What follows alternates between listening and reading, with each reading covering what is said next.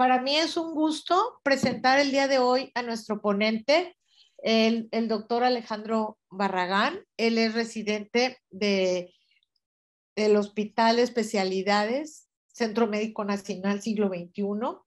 Y como ustedes saben, el doctor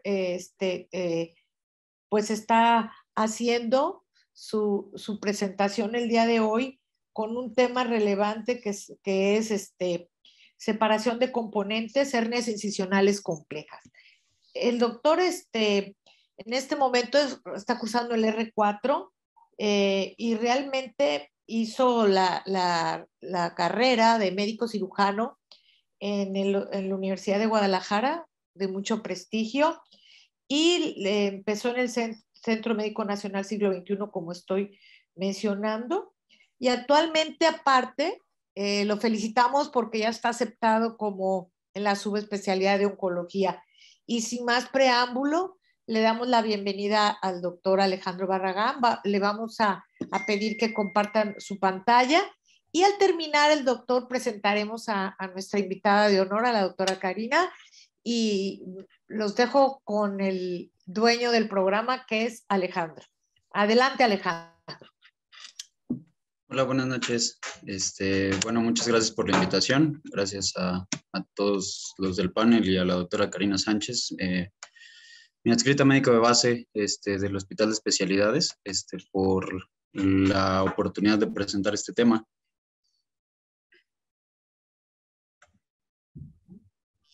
Voy a hablarles un poco sobre lo que es hernias incisionales, específicamente en cuanto a la técnica quirúrgica, que es la separación de componentes.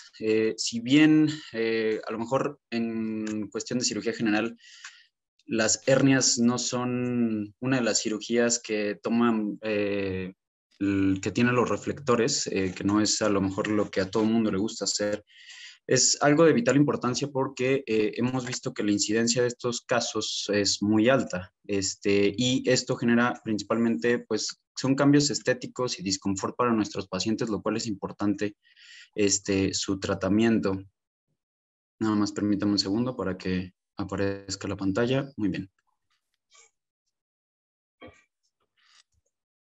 Bien, me gustaría iniciar con una pequeña frase que empezó, esta fue dada por la Asociación Europea de Hernias, donde ellos comentan que en vez de estar enseñando primero cómo reparar las hernias, deberíamos de enseñarlas mejor cómo prevenirlas, ¿sí? Esto dado porque el cierre de la pared abdominal después de una cirugía es la parte más importante para nosotros evitar justamente las hernias incisionales.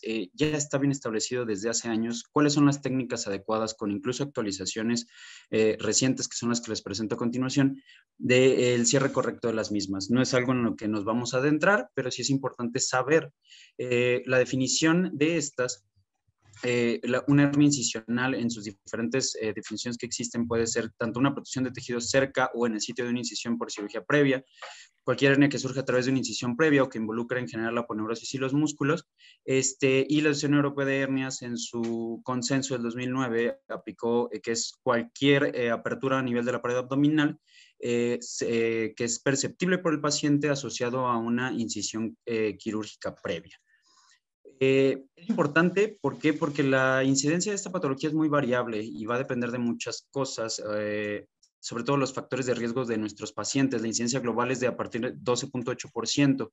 La localización, las más comunes son las líneas medias, seguidas por las paramedias, las transversas, las oblicuas y la de los puertos de la laparoscopía. Esto es conforme, obviamente, la cirugía laparoscópica ha ido aumentando su auge, pues obviamente han aparecido mayor su incidencia. Los diferentes factores de riesgo son importantes, sobre todo en el tipo de paciente, que es aquellos que tienen obesidad, que tienen factores de riesgos, como la diabetes descontrolada o enfermedades pulmonares. Los tipos de incisiones, como ya les comenté, las más comunes son las de línea media, siendo las paramedias las que en realidad, y junto con las paramedias, curiosamente aquellas que son transversas son las que tienen generalmente menor riesgo.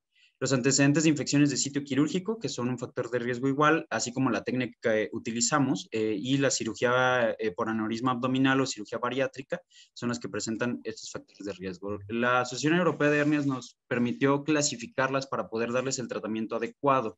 Lo más importante es su localización, donde vamos a definir dos zonas, las zonas mediales que van a estar dadas entre los rectos del abdomen, a nivel subsifoideo y hasta la porción suprapúbica. Lo vamos a dividir en 5 sitios definidos por 3 centímetros de distancia entre cada uno de ellos. Al mismo tiempo, las hernias laterales son aquellas que van a estar dadas lateral al borde del recto hacia todo lo que es la zona lumbar, definida en 4 grados, 4 espacios. Esos espacios nos van a permitir a nosotros, al momento de explorar a nuestro paciente, poder identificar la localización para saber el tipo de tratamiento que va a requerir. El tamaño es importante al momento de nosotros hacer la exploración física, porque también esto nos va a dar la pauta del tipo de tratamiento o técnica quirúrgica que van a necesitar estos pacientes. Vamos a dividirlo, hay que medir tanto ancho y largo, específicamente el ancho, donde vamos a dividirlo en W1, 2, 3, menos de 4 centímetros, 4 10 y 10 centímetros, agregando una R en caso de que sea recurrente esta hernia. En 2003, Hersage también hizo una definición en tamaño del defecto, agregando sobre todo a esto aquellas que son hernias gigantes, que lo refirió como más de 10 a 20 centímetros, y las monstruosas de más de 20. Ya actualmente nos vamos a quedar con la clasificación europea, pero es importante esta definición que se agrega en ese entonces, que es la pérdida de dominio o la pérdida del derecho de domicilio. Como tal, es aquella donde el saco herniario y su contenido sobrepasa el volumen de la cavidad abdominal y el retorno de este mismo no va a permitir un adecuado estatus para el paciente. Esto generalmente se define como una salida del contenido abdominal de más del 20 al 30%. Esto va a generar complicaciones posteriores a nuestros pacientes, sobre todo si queremos regresar esos sacos herniarios tan grandes, porque los pacientes después pueden sufrir de presión intraabdominal porque ya no están acostumbrados a tener ese contenido dentro de su cavidad. La clínica del paciente, el tiempo de evolución es importante. El seguimiento de las hernias incisionales se dice que debe ser de 3 a 5 años en todo paciente que se operó, ya que el aumento del riesgo, sobre todo a los 3 años, es cuando aparecen más del 40% de estas hernias incisionales si no nos damos cuenta. La historia clínica es importante, donde el paciente va a referir en qué momento de su evolución después de una cirugía presentó generalmente un abultamiento, tiene una sensación de una masa, o que al momento de hacer esfuerzo abdominal protruye justamente esta hernia. La exploración física, como ya lo comentamos, es importante poder delimitar los espacios tanto ancho como largo del tamaño de nuestra hernia, y los agravantes, que son si el paciente tuvo antecedente de infección de sitio quirúrgico, si tuvo antecedentes de resecciones intestinales o tiene comorbilidades. Los diagnósticos principalmente es la exploración física, donde vamos a poder definir la W de nuestro paciente, y los estudios de imagen son importantes. Aquí el más importante es la tomografía abdominal. ¿Por qué? Porque esta es la que nos va a definir de forma anatómica la distancia que tenemos o el defecto. En el 2009 también se creó algo que se llama el índice de Tanaka, donde se hace una medición tridimensional de la cavidad abdominal y del saco herniario. Este índice nos permite identificar cuánto tenemos de volumen en nuestra cavidad abdominal y cuánto hay en el saco herniario. Esto, sobre todo para las hernias, justamente como les comentaba, de pérdida de domicilio, nos va a permitir saber si el paciente va a ser capaz de, al momento de retornar todo lo que tiene de contenido, si va a soportar eso, o si vamos a tener que utilizar algunas técnicas preoperatorias que nos permitan mejorar el cierre de la pared sin las complicaciones para nuestros pacientes. Ahora bien, el tratamiento, ahorita nos vamos a enfocar en lo que le comentaba, que es la separación de componentes. Existen muchas técnicas quirúrgicas, pero en este caso, para las hernias incisionales, sobre todo hernias que nosotros vemos en nuestro hospital, que es en centro médico, son hernias de un diámetro bastante importante, con comorbilidades importantes, con sacos herniarios que tienen índices de Tanaka de hasta entre 1000 y 3000 centímetros cúbicos, donde los pacientes van a tener complicaciones si no se realizan técnicas adecuadas con colocaciones importantes. Entonces, las consideraciones importantes que debemos de tener al momento de operar a estos pacientes es ver las comorbilidades. Aquellos pacientes que tengan una diabetes descontrolada con una hemoglobina glucosilada mayor a 8, está contraindicado su tratamiento. Se debe de enviar primero al control de la misma antes de considerar el tratamiento quirúrgico. En aquellos pacientes que tienen obesidad con un IMC de más de 50, está contraindicado. Aquellos que tienen entre 30 y 40, se debe de individualizar su tratamiento. Es importante primero ver si está en las condiciones adecuadas para poder responder satisfactoriamente a este tratamiento. Por ejemplo, aquellos pacientes que fuman, se debe de suspender al menos 4 a 8 semanas previas de la cirugía o de preferencia que no estén fumando, ya que el riesgo de infección de sitio quirúrgico va a iniciar. Como tal, no hay una técnica óptima, es un tratamiento individualizado donde tenemos que ver el tamaño de nuestro defecto y las comorbilidades de nuestro paciente para saber cuál es el que vamos a utilizar. La técnica de separación de componentes a lo largo del tiempo ha ido evolucionando y si bien aún no está definida como la técnica estándar para hernias incisionales de tamaños importantes, ya sea un W2 o 3, sí es hasta ahorita el estándar que se debería de considerar. La aplicación de malla o no actualmente, todas hernias incisionales, sobre todo aquellas empezando desde 2 centímetros, ya se debe de colocar una malla para poder reforzar esa pared abdominal y evitar el riesgo de recidiva. El sitio de colocación de la malla es algo muy debatible que a lo largo de los años se han realizado ya múltiples revisiones sistemáticas donde vamos a ver si la colocamos arriba de los músculos, entre los músculos, por debajo de los músculos o a nivel peritoneal. Unas tienen mayor ventaja que otras. Actualmente, pues nos vamos a enfocar en esta que es la separación de componentes, que la colocación de la malla suele ser generalmente por detrás de los músculos o en una porción que se llama preperitoneo. A la actualidad no solo existe la cirugía abierta, ya también hay aplicaciones de laparoscopía y robot justamente también para la separación de componentes. Aquí en México no son a lo mejor las más utilizadas, pero están descritas. Si bien la abierta sigue siendo el estándar, vamos a enfocarnos en esta juntamente hablando de 2 técnicas, que es la separación anterior y la posterior de componentes. Ahora, la separación de componentes tiene ciertas indicaciones. De forma general nos hablan que son las eventraciones de una línea media de más de 10 centímetros, cuando tienen defectos grandes, que hay tensión a nivel de la línea media, que no nos va a permitir un cierre adecuado con solo nosotros liberar y solo poner sutura, o que haya habido ya eventraciones recurrentes a nivel de la línea media, o que estén asociadas a hernias parastomales, o como les comentaba, pérdida de dominio. Si hay pérdida de dominio, las indicaciones es una separación de componentes. Ahora bien, en 1990, el doctor Oscar Ramírez creó o identificó esta separación de componentes como método para el cierre de pared con un estudio anatómico donde hizo la revisión de 10 cadáveres abdominales. Primero hizo una evaluación de la pared abdominal y qué podía encontrar para mejorar su cierre, y esos hallazgos los utilizó en 11 pacientes para el cierre de las mismas.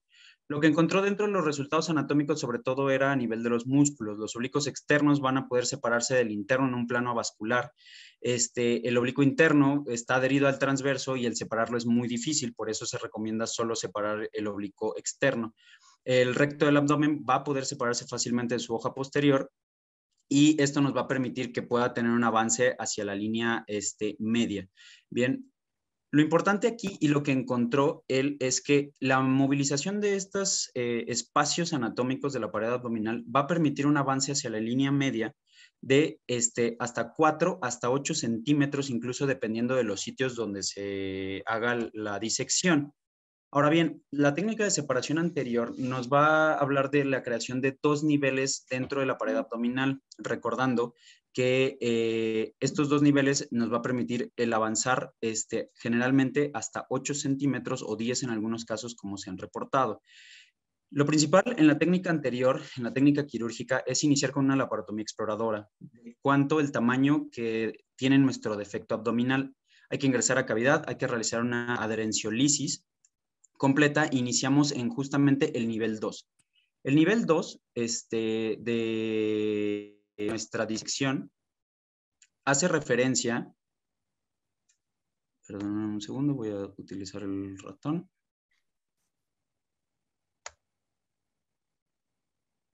Okay. El nivel 2 hace referencia justamente a la parte posterior de nuestro recto abdominal, donde vamos a nosotros separar la hoja posterior y permitirnos poder permitir entrar justamente en la parte posterior del recto. Esta hoja posterior anteriormente se cortaba hasta el límite para que nos permitiera avanzar la línea media. Eso sería el nivel 2. A nivel anterior, lo que sería el nivel 1, nuestro nivel 2, como le comentaba, es por detrás del recto abdominal, disecamos toda la hoja posterior y levantamos el recto. Ahorita lo vamos a ver en un video para que sea más esquematizado. Mientras nuestro nivel 1, lo que vamos a hacer es crear un flap de tejido celular subcutáneo, es decir, vamos a cortar todo el recto abdominal permitiéndonos llegar hasta el borde del recto, y a ese nivel, 1 centímetro por delante, vamos a encontrar la unión del oblicuo externo. A ese nivel nosotros vamos a permitirnos cortarlo en su totalidad para desinsertarlo, porque era lo que habían detectado ya en estos estudios, que se podía liberar de forma adecuada. Al momento de nosotros liberarlo, nos va a permitir que la pared abdominal se recorra todavía más, aproximadamente 4 centímetros más hacia la línea media, y poder lograr un cierre del mismo. A continuación, déjenme les pongo el video para que sea más esquemático.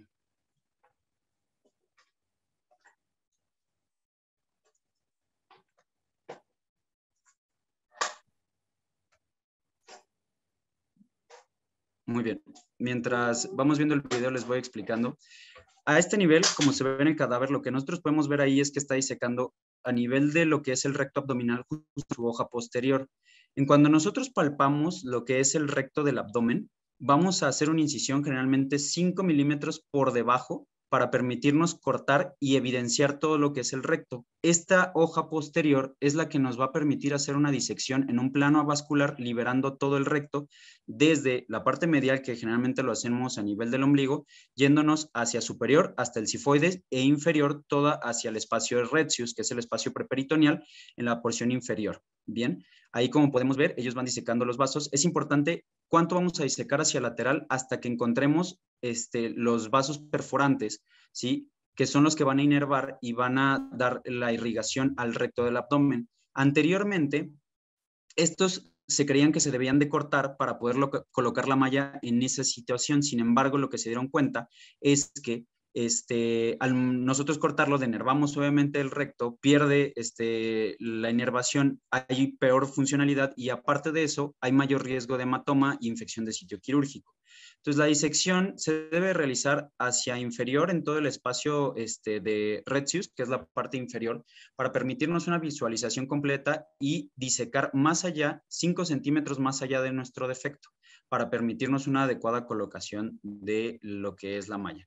Entonces, en ese espacio nosotros estamos haciendo la disección a nivel del espacio de Bogros, donde se diseca todo el espacio preperitoneal. Recordar que a ese nivel no tenemos hoja posterior del recto, sino que solo tenemos grasa preperitoneal. Entonces, tenemos que tener cuidado al momento de nosotros hacer esa disección para no ingresar a la cavidad abdominal y permitir que la colocación de la malla vaya a ser en un espacio completamente preperitoneal y no intraabdominal.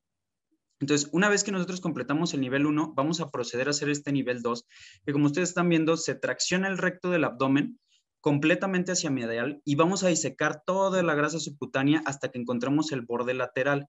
Esta es una parte importante porque es justo una de las situaciones que tienen más comorbilidad al momento de lo que es la separación anterior, que es justamente hacer ese flap de tejido celular subcutáneo. Ahí en ese momento, a nivel de lo que es el borde del recto, vamos a evidenciar que de forma lateral vamos a cortar 5 a 1 centímetros, de 5 milímetros a 1 centímetro lateral. Vamos a cortar esa aponeurosis para poder evidenciar el músculo del oblicuo externo. Al nosotros evidenciar esa parte, nosotros podemos empezar a desinsertar el oblicuo externo del oblicuo interno, y eso nos va a permitir el avance de la línea media de forma más adecuada. De igual manera, vamos a hacer el corte del mismo, todo hacia nivel subsifoideo y hacia nivel púbico. Este es un espacio que suele ser avascular, y con disección roma o cortante podemos ir cortando las fibras que nos permita elevar el músculo transverso, el músculo oblicuo externo, como lo estamos viendo en el video.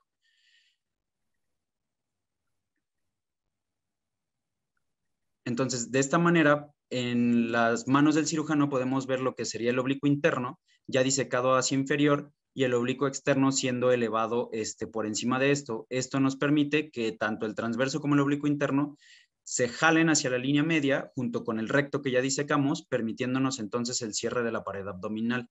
Ahora bien, la técnica original de la separación anterior se conocía como una técnica sin la colocación de mallas. Sin embargo, en la actualidad, la colocación de una malla es requerida, y esta puede ser colocada de diferentes formas, ya sea por detrás de los músculos rectos o por delante del músculo recto, pero por detrás del oblicuo externo, es decir, que esté cubierta. Ahora bien, como podemos ver ahí, ya tenemos justamente hacia nivel de la línea media llevado todo lo que son los rectos abdominales. Ahora, ¿Cuál es la otra situación? Y que lo vamos a hablar más adelante, la técnica y la diferencia de por qué la separación anterior tiene ciertas ventajas o desventajas versus la separación posterior. En el 2009, de igual manera, se estuvieron evaluando esta separación posterior donde cortaban, como yo les decía, los componentes neurovasculares del recto y estaban viendo que había complicaciones y que de igual manera no se estaba logrando que la línea media se avanzara lo suficiente para cerrar defectos grandes. Entonces, en el 2012, Nowitzki crea esta técnica que se llama separación posterior de componentes con liberación del músculo transverso. Al liberar ellos, ¿qué se dieron cuenta? A nivel de la anatomía de la pared abdominal, vamos a recordar que el paquete neurovascular penetra viene a través de lo que es el oblicuo interno y el transverso y penetra lateral a lo que es el recto del abdomen. En esta hoja posterior, si nosotros podemos ver en los dibujos, vamos a ver que el músculo transverso se une generalmente a nivel de lo que es la línea semilunar. Se une con la hoja posterior aproximadamente 5 milímetros a 1 centímetro más medial al recto. Entonces, el liberarlo nos permitía entrar a un espacio virtual donde se permite la liberación de la hoja posterior de la cavidad en una forma más amplia.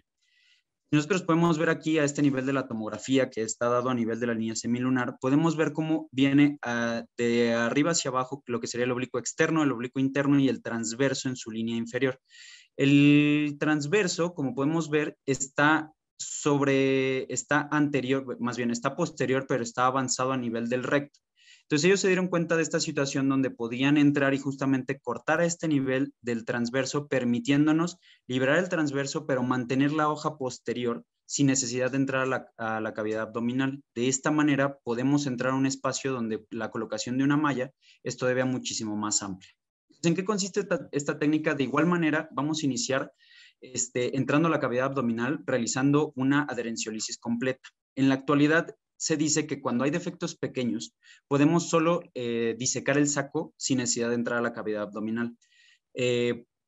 A mi poca experiencia de 4 años, lo que he aprendido de mis maestros es que es mejor realizar la técnica como la describe Nowitzki, ingresando a la cavidad abdominal, liberando todas las adherencias que podemos encontrar, asegurándonos que las asas intestinales no están tocando la pared abdominal, para de esa manera nosotros poder disecar la pared de forma seguras, sabiendo que no vamos a tener ninguna lesión intestinal por algún riesgo de adherencias o fístulas que se puedan crear posterior.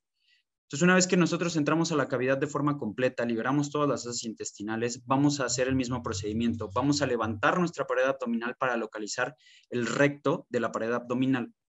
Y a nivel de su borde, vamos entonces a hacer una incisión de 0.5 a 1 centímetro inferior a donde nos va a permitir entrar justamente nuevamente a ese espacio virtual, separando la hoja posterior del recto y disecando todo el recto del abdomen, donde vamos entonces a hacer que el recto del abdomen se vaya superior y su hoja posterior hacia inferior.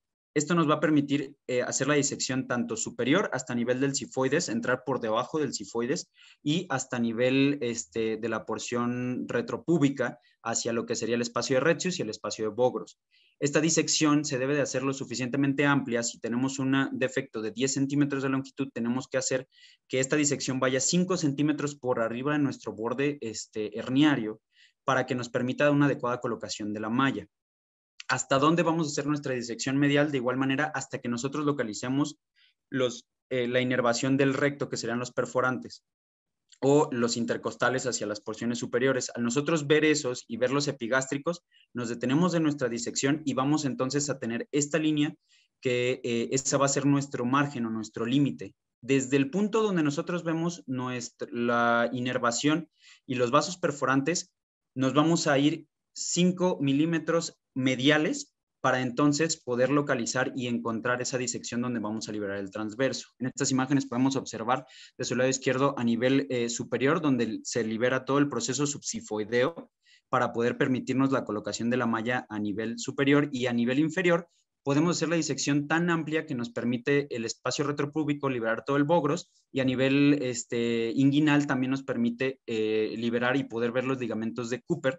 De esta manera, incluso los pacientes que tienen hernias incisionales y se presentan con hernias inguinales, podemos hacer reparaciones al mismo tiempo.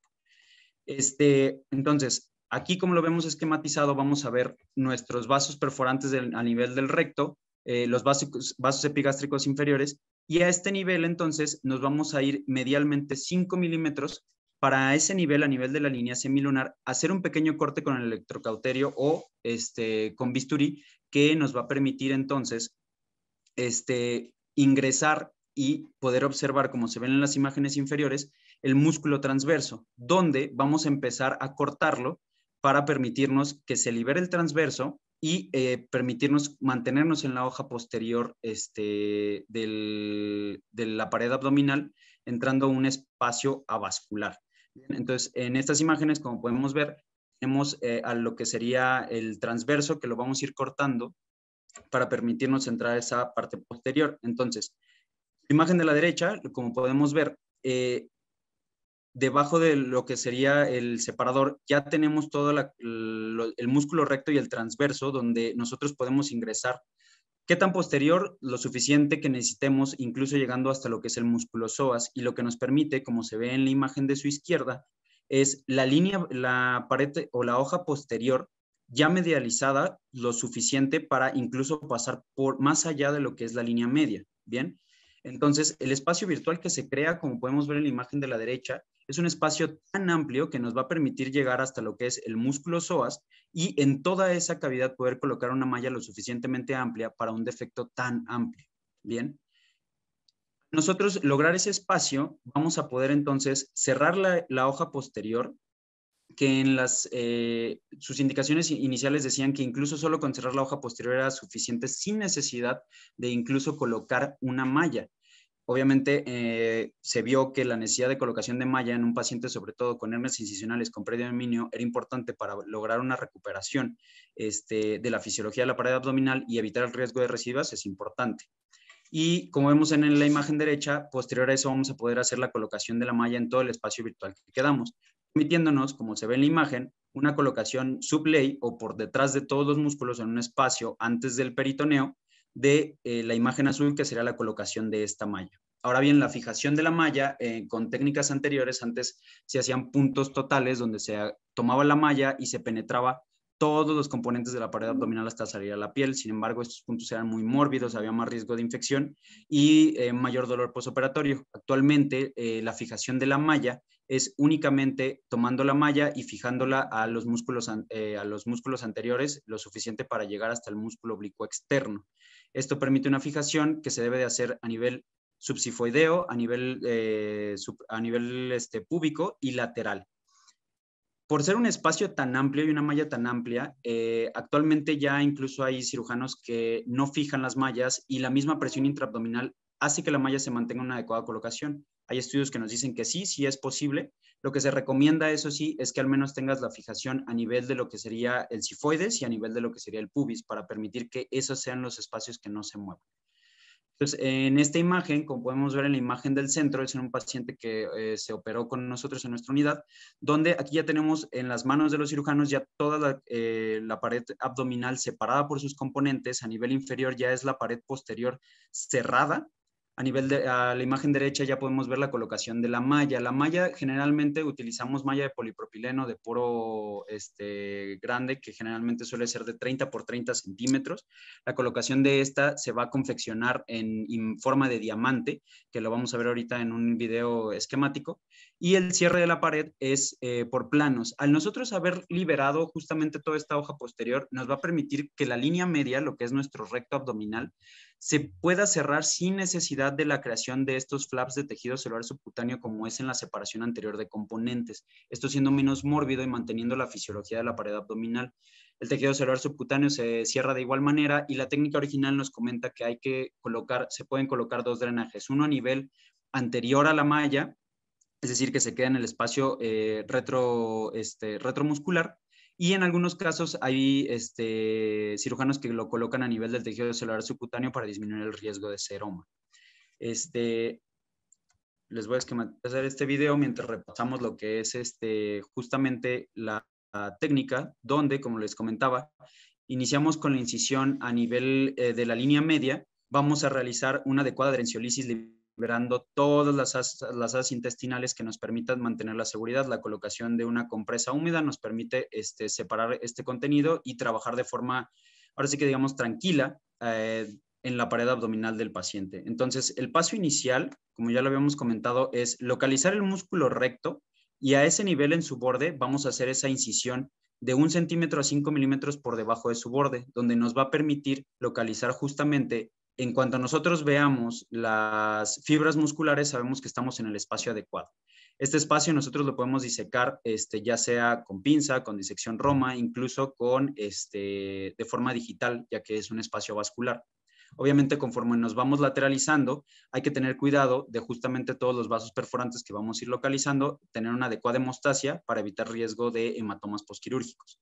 Hay que tener cuidado a nivel de los epigástricos, tanto inferiores como superiores, para evitar lesionarlos y obviamente hay que preservarlos para mantener la adecuada irrigación de nuestra pared abdominal. Una vez que nosotros hacemos la liberación tanto superior e inferior, como ya les comenté, se recomienda iniciar a nivel de la línea, a nivel umbilical, y de ahí ir hacia superior y hacia inferior, nos va a permitir separar de forma adecuada toda esta hoja posterior. Generalmente se puede hacer con una adecuada tracción, con electrocauterio, con corte o incluso de forma digital. Entonces aquí se va haciendo la tracción de esta línea media, nos apoyamos justamente con separadores para llevar el músculo recto hacia superior y de esta manera poder localizar, como lo está esquematizando ahí, justamente los perforantes del recto, que eso es nuestro límite anatómico para ya no seguir nuestra disección y evitar cortar los mismos para no denervar la pared abdominal. Bien. Una vez que nosotros ya localizamos eso, vamos entonces a hacer nuestro corte 5 milímetros mediales al mismo. Como podemos ver, ahí se logra localizar lo que sería ya el músculo transverso. Sobre todo lo vamos a ver más hacia la porción superior, hacia los niveles, lo que son M1, M2, donde se ve muy bien la inserción del transverso. Entonces ahí, si se fijan, está 5 milímetros hacia nivel de los vasos perforantes y va a empezar el corte. Es un corte pequeño donde nosotros podemos ingresar a este espacio donde vamos a poder observar el transverso. Una vez que nosotros observamos el transverso, con una pinza vamos a permitirnos levantar e ir despegando el transverso para permitir entrar al espacio adecuado. Bien, entonces ahí de forma Roma se va disecando esa hoja que nos permite poder encontrar el músculo transverso. Una vez que está y se libera todo el espacio, vamos entonces a ir liberando justamente el transverso para llevarlo hacia superior. Entonces, como lo ven en sus pinzas, ya ahí va liberando el músculo transverso y nos permite entrar a ese espacio virtual donde mantenemos todavía la hoja posterior de la pared abdominal sin ingresar a la cavidad abdominal. ¿Qué tan atrás? Tan atrás como lo suficiente para ver el músculo psoas, como lo está esquematizando en esa zona. Una vez que hacemos toda esta disección, tanto superior, es decir, tanto por debajo de la costilla y a nivel inferior llegar hasta lo que sería a nivel inguinal, poder evidenciar el Cooper y toda la zona inguinal, vamos a entonces hacer de igual manera la porción contralateral de nuestra pared abdominal. Entonces, de esa forma, el músculo transverso, como lo ven ahí esquematizado, va cortando, va ingresando y se tracciona para ir cortando el músculo transverso. Sobre todo, la porción más importante es la que está, recordar las porciones más superiores, las que están cercanos a las costillas, que es donde vamos a ver más la inserción. El transverso a ese nivel se inserta más cercano a la línea media. Y recordar que debajo de lo que es la línea arcuata o la línea semilunar, ya no vamos a tener hoja posterior. Es decir, es más fácil perderse y lo único que vamos a tener ahí es espacio preperitoneal. Entonces, la disección de ese sitio debe de ser con cuidado. ¿Qué pasa si nosotros llegamos a perforar esa hoja posterior o el preperitoneo y tenemos una ruptura de ese espacio? Tenemos que cerrarlo en ese mismo momento. No debemos de tener ningún agujero que nos permita el contacto de nuestra malla con las asas intestinales, sobre todo porque se utiliza una malla de polipropileno y no una dual mesh que se puede poner generalmente dentro de la cavidad abdominal. Entonces, cerrar esos mismos defectos con sutura absorbible, ya sea un monofilamento de preferencia o incluso cuando son defectos muy grandes y la pared no es adecuada, podemos utilizar parte del saco herniario para permitirnos el cierre de ese defecto. Entonces, aquí de nuevo vemos cómo va cortando 5 milímetros mediales a lo que es eso para poder evidenciar justo ahí, como lo esquematiza, es el transverso, que es la parte que nosotros tenemos que desinsertar para permitir elevarla.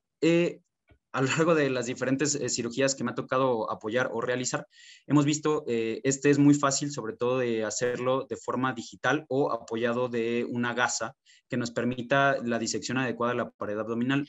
Hay que tener cuidado solamente al momento de estar disecando, ver que no se vaya, que el músculo no comience a sangrar para evitar, y si es así, hacer una hemostasia adecuada para evitar el riesgo de hematomas posteriores en el mismo.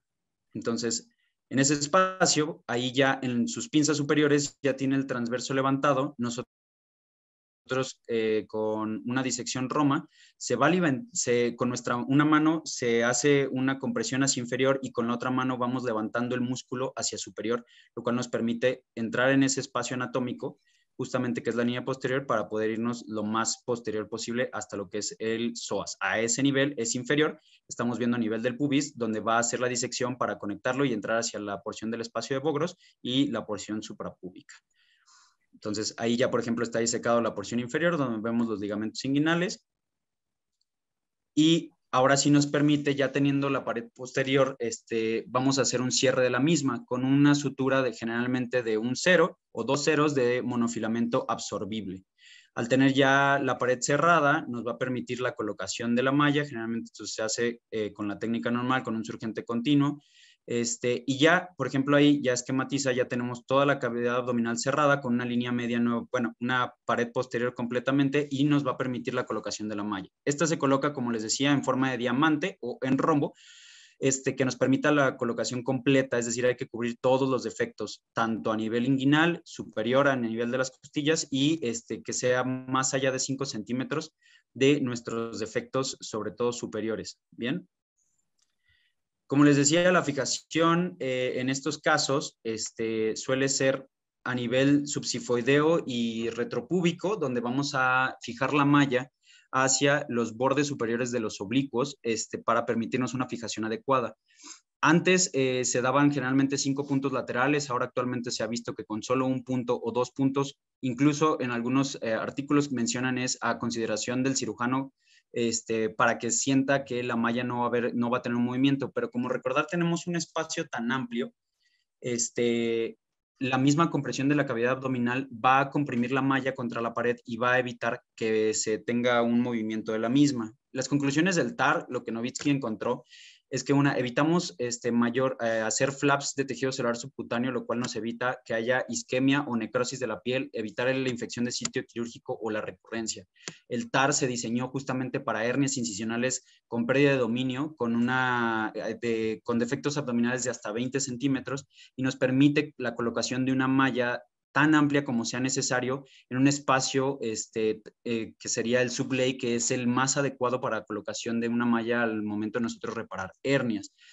Entonces, se hizo una controversia si era necesario todavía realizar una separación anterior versus una posterior. Entonces, se han hecho múltiples estudios, como este metaanálisis del 2018, donde se comparó justamente este tipo de técnicas, en donde lo que se fue encontrando, sobre todo a nivel, en los primeros metaanálisis se hacían más separaciones anteriores porque era la técnica que más estaba conocida. Sin embargo, lo que empezaron a ver es que las complicaciones que eran las principales o las que tenían más comorbilidad para el paciente estaban dadas en la separación anterior. ¿Cuáles? Principalmente las que eran las complicaciones superficiales asociadas a necrosis de los flaps de tejido celular subcutáneo, así como infección de tejido de sitio quirúrgico secundaria a los seromas que se infectaban por los espacios tan amplios que se creaban. Asimismo, el riesgo de recidiva, tanto por la no colocación de la malla o no tener una malla lo suficientemente amplia al momento de reparar estas hernias. Bien, entonces, sobre todo, no hubo una mortalidad asociada en las mismas, pero sí la morbilidad es importante, y el riesgo de recurrencia fue el que se fue de forma importante y que pudimos observar. Los primeros metaanálisis no reportaban una P significativa. Sin embargo, lo que sí era de importante y que se vieron en estos estudios es la medialización o con cuál tipo de cirugía se tenía una mejor probabilidad del cierre de la pared abdominal a nivel de la línea media. En este estudio compararon lo que era una ripstopa, que es una técnica preperitoneal, versus la separación anterior versus la separación posterior, en donde lo que encontraron es que al liberar la hoja, solo la hoja anterior, el nivel máximo que se encontraba tanto a nivel abdominal superior, a nivel umbilical e inferior, llegaron hasta 8 centímetros. Sin embargo, al momento de nosotros hacer la separación posterior de componentes, la técnica con el TAR asociado, en algunos estudios se alcanzaron hasta 12 centímetros a nivel umbilical, que es la parte que tiene la mayor tracción, y a nivel inferior, de todos modos, se encontraba casi hasta 10 centímetros de igual manera a nivel superior. Entonces, si nosotros queríamos que nuestros pacientes tuvieran la mayor tasa de éxito, sobre todo en hernias grandes, se estaba viendo que la separación posterior era la técnica adecuada. Y no solo eso, sino que aparte observaron cuáles eran mejores en relación a las complicaciones y empezaron entonces a evidenciarse que el TAR, que se empezó a hacer hubo mayor casos de TARS versus separación anterior, se observó que había una diferencia importante, sobre todo al momento de la recurrencia y al momento de los resultados posteriores, con una incidencia de la recurrencia muchísimo más baja, con un 3.8% para el TAR. Entonces, disminuíamos de manera importante la recurrencia que teníamos con nuestros pacientes. En el 2021, este estudio nos dice, se hizo por fin en pacientes de habla hispana, donde juntaron todos los estudios y pudieron observar, sobre todo ya aquí, una comparación adecuada de los pacientes, donde encontraron sobre todo que han complicaciones posoperatorias, lo principal eran las complicaciones a nivel de los flaps que se hacen en la separación anterior. Si bien en la separación anterior ya empezaron a colocar las mallas con mallas más amplias y la recurrencia disminuyó, las complicaciones como la necrosis, la infección y los seromas generaban o aumentaban el riesgo de recurrencia de las mismas, lo cual permitía o seguían dándonos la opción de que la separación posterior era la técnica más adecuada. Bien, de lo más actual que pudimos encontrar a nivel, un estudio retrospectivo donde compararon nuevamente la anterior versus la posterior apenas en el 2022, los resultados nos dijeron que en el grupo de la separación anterior requerían de mayor tiempo de los drenajes por los flaps subcutáneos, lo cual aumentaba el tiempo de estancia intrahospitalaria, así como la recurrencia, y al mismo tiempo fue más significativo la necesidad de intervenciones como reintervención para drenaje de los seromas o incluso punciones subcutáneas, que fue los que tuvieron mayor riesgo a 30 días de reoperarse. ¿Bien?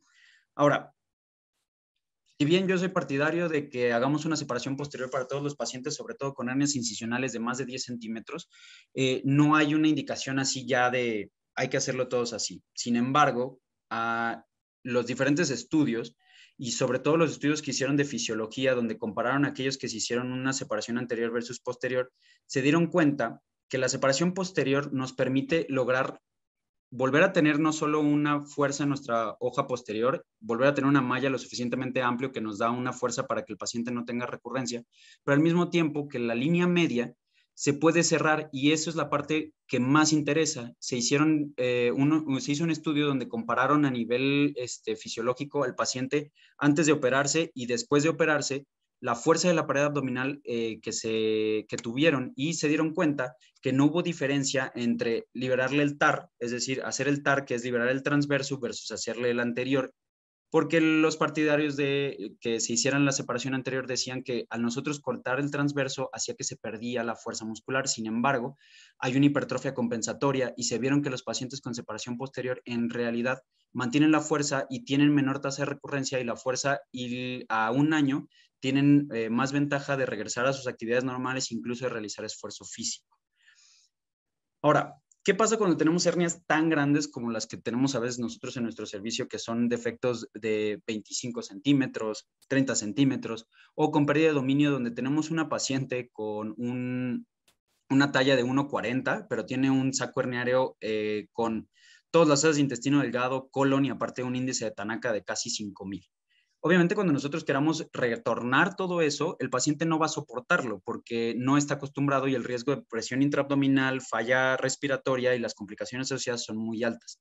Entonces, se crearon diferentes técnicas preoperatorias, sobre todo dos, que nos permiten mejorar no solo el cierre de la pared abdominal, sino mejorar o disminuir el riesgo de estas complicaciones para nuestros pacientes. Sobre todo, a nivel del cierre, es esto que es la toxina botulínica. Sabemos que la toxina botulínica tiene a nivel neuromuscular va a ser una parálisis de los músculos y permitirnos entonces la relajación de los mismos. Entonces, en el 2009, en Guadalajara, Ibarra Hurtado, el del Servicio de Cirugía Plástica, deciden, a través de otros estudios que ya habían hecho con ratas, aplicar toxina botulínica a la pared abdominal previo a la reconstrucción de hernias incisionales para permitirnos observar si esto era más fácil el cierre de la misma. Entonces, ¿qué es lo que hacen? Ellos deciden aplicar la toxina botulínica con la técnica original, que es la que está descrita, que son 5 puntos. A nivel de la línea axilar media, entre lo que es las costillas y la cresta ilíaca, vamos a hacer la aplicación de 2 puntos,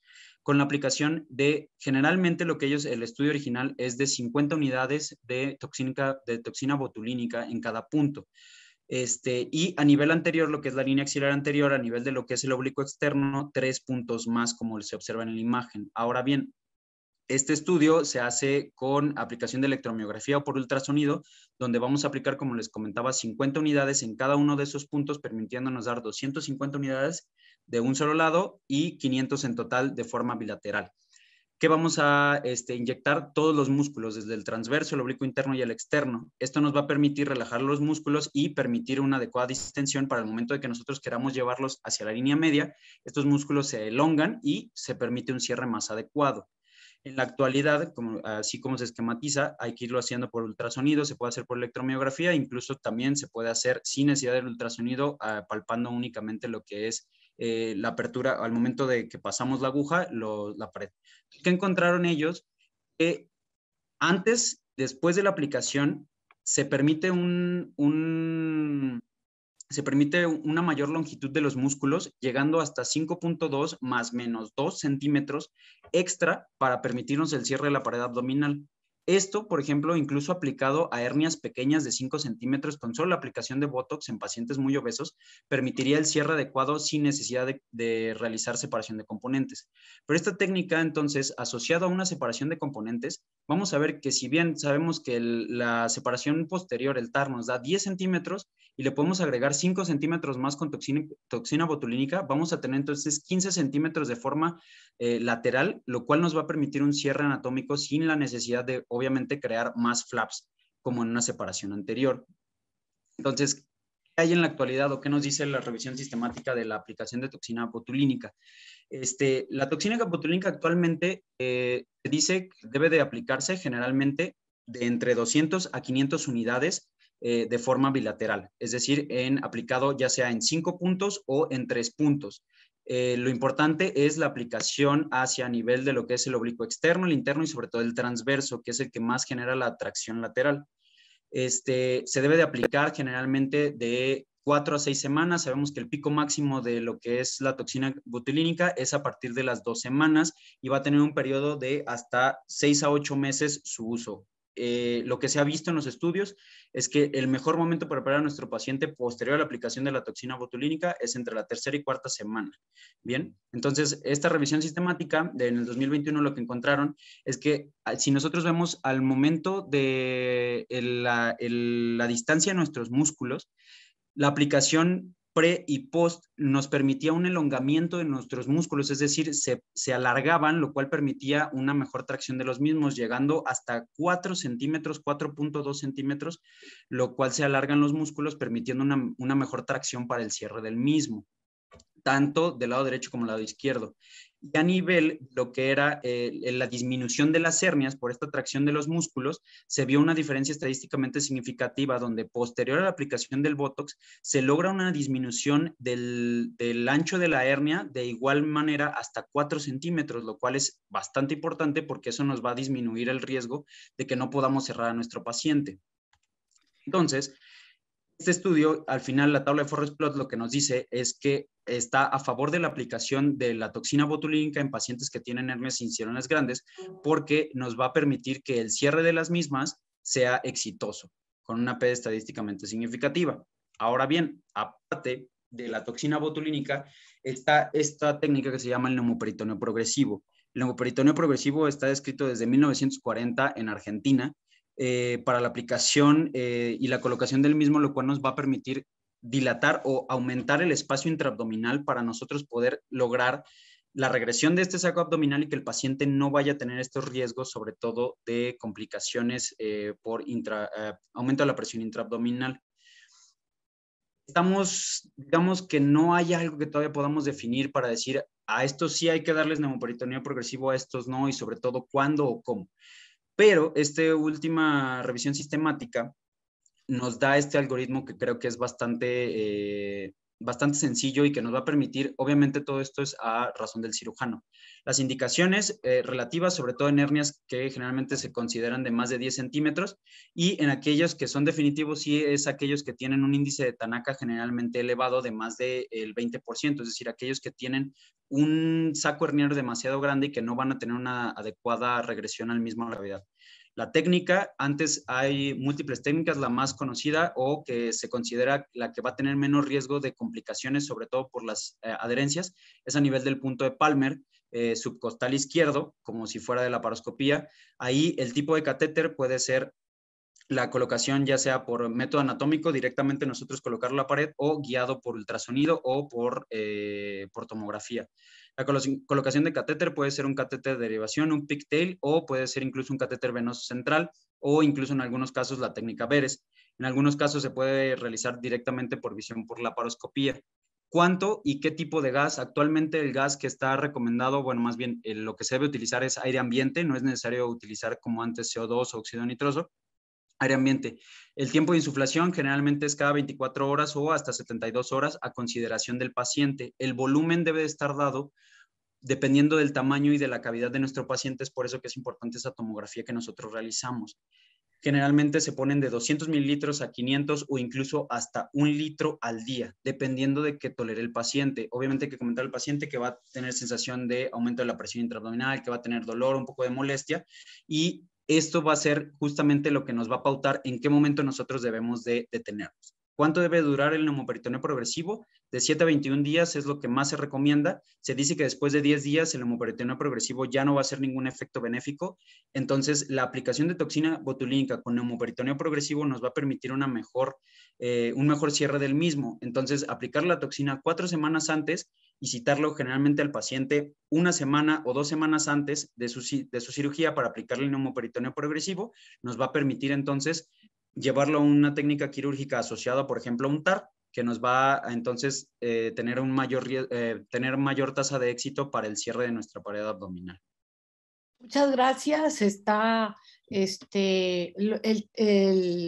auditorio está muy, muy contento de tu exposición. Desafortunadamente tenemos que reponer el tiempo y ahorita pues lo que sigue es los comentarios de tu mentora, de la doctora Karina Sánchez, a quien me voy a permitir presentarla. La doctora Karina Sánchez es una destacada cirujana general, egresada de la especialidad del Hospital del Centro Médico Nacional Siglo XXI, tiene maestría en ciencias por el Instituto Politécnico Nacional, es profesor titular del curso de posgrado en cirugía en tu hospital, en el Centro Médico Nacional, profesor también de la Universidad de Anáhuac de Ciencias de la Salud en la materia de cirugía. Ha participado como consejera en el Consejo Mexicano de Cirugía y pues actualmente pues es una de las cirujanas que ha estado profesionalmente muy activa en la Asociación Mexicana de Cirugía General, siendo ahora la coordinadora de las sesiones académicas y pues simplemente dar un comentario. Creo yo que Alejandro abordó el tema totalmente de principio a fin, tocó todos los temas importantes, pero tú como tu mentora, si quieres, pues desde luego que felicitarlo y dar algún comentario. Realmente preguntas no tenemos del público, por eso me permito pedirte que si quieres comentar algo del trabajo que nos presentó Alejandro.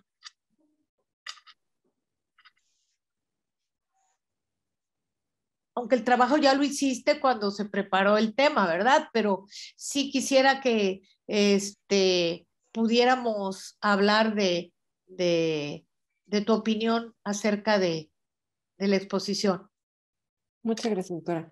Bueno, buenas noches tengan todos ustedes. Realmente es un honor el permitirme estar aquí en este momento. Agradezco a la voz del médico residente de formar parte de este panel y en especial a la doctora Elena López Gavito, quien siempre ha estado de manera importante, no solamente en cuestiones de la Asociación del Consejo Mexicano, sino que es muy importante la trascendencia y el lugar que le da a los médicos residentes.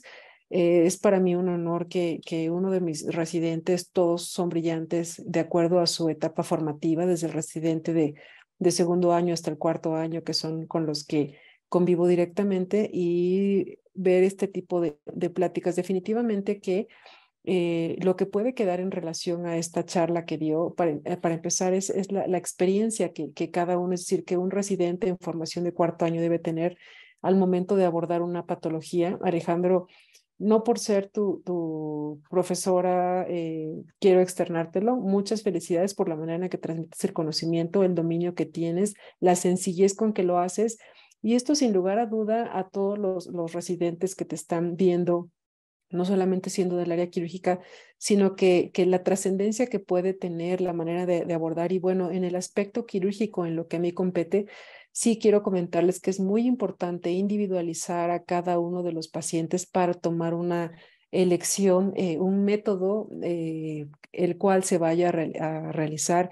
Y lo más importante es el entrenamiento, es decir, no podemos tener un abordaje de una técnica si no tenemos el conocimiento, si no tenemos la experiencia para realizarlo. Y de ahí que es tan importante que se tome en cuenta la gente que tiene la expertise en esta área para acercarse. Definitivamente que ha sido expuesto de una manera muy precisa. Y bueno, pues doctora, creo que son mis comentarios. No me queda nada más que decir. Ella lo abordó todo de una manera brillante, excelente.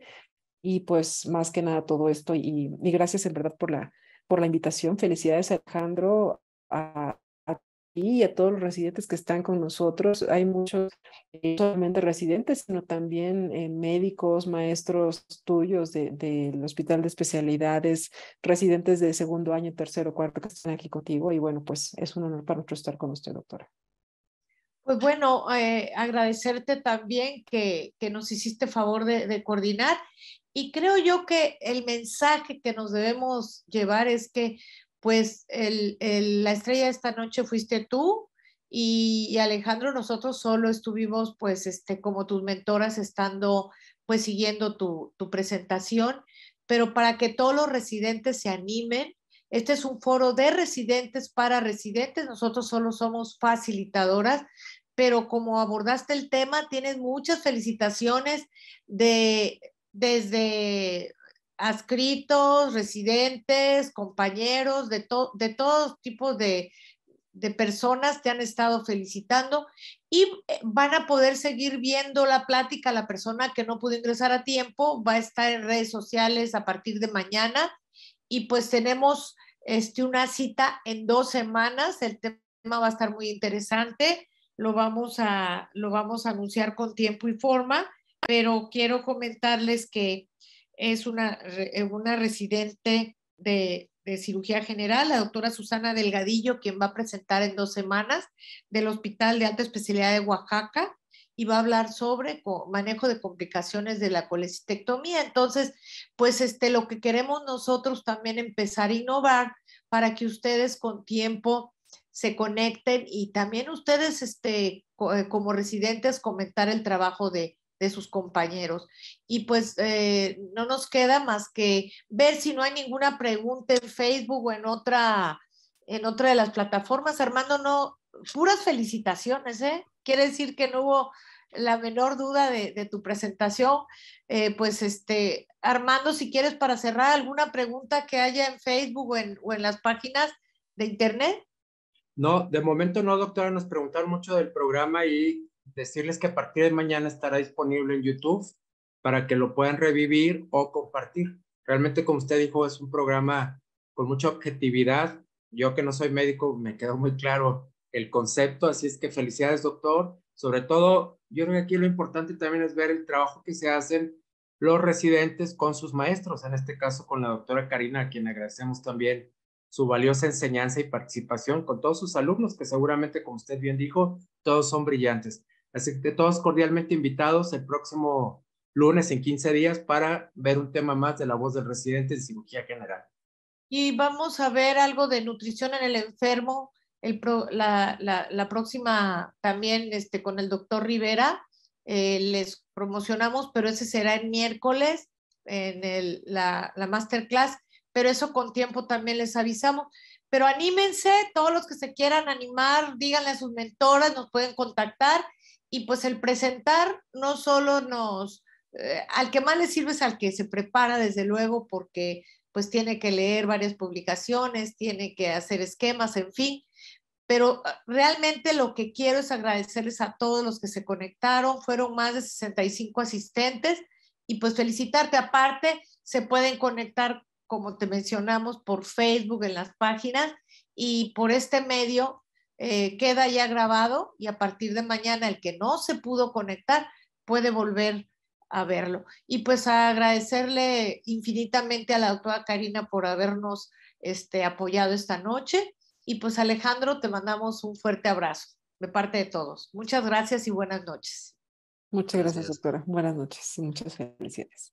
Pues muchas gracias a todos. Nos pueden seguir en redes sociales, Facebook, Twitter, TikTok, Instagram, y seguramente también van a tener conocimientos legales que les permitan tener una mejor praxis profesional.